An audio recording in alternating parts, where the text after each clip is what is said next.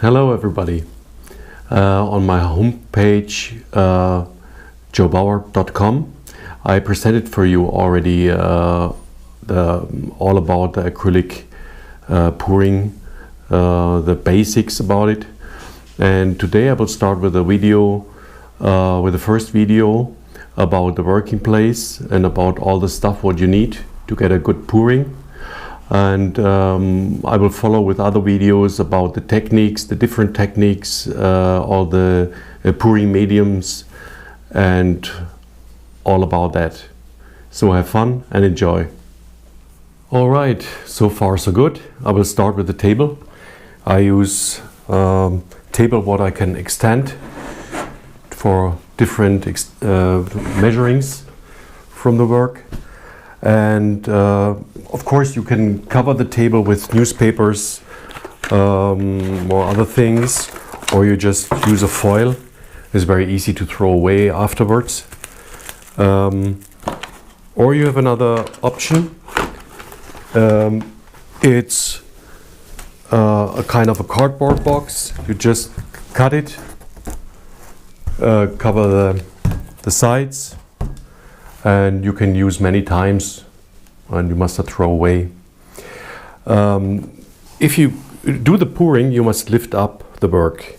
So you can use something like that, 4 glasses in the same size, just to put the canvas on it, so the pouring can go down on each side very easily.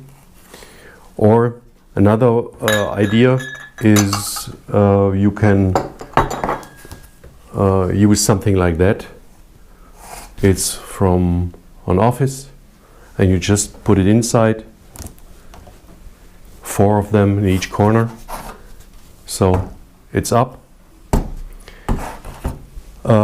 Or very easy, you just take an old catalog, an old book or whatever, and just put it underneath, yeah, and cover it. So, but before you start with your work, don't forget please to put these little wood corners in the frame of your canvas. It's very important to get that the frame have the stability what he needs. So please take this one and put on the first like this inside, the second like this, and then opposite in the opposite corner, and then the other 4 corners. And please don't use a hammer because the frame can get broken or you can spoil the picture even. So just with a little intense you press it and that's fine.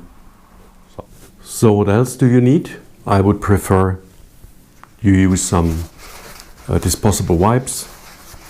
Of course you need the cups, plastic or paper cups. Some wooden sticks to mix the color with the pouring medium. I use always some gloves, so it's easier with cleaning. And I prefer a little glass for measuring when I start mixing the color with pouring medium.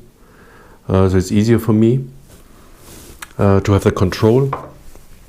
And on the other side I use a jar with closure for the rest of the color, so I can throw laterwards very easily.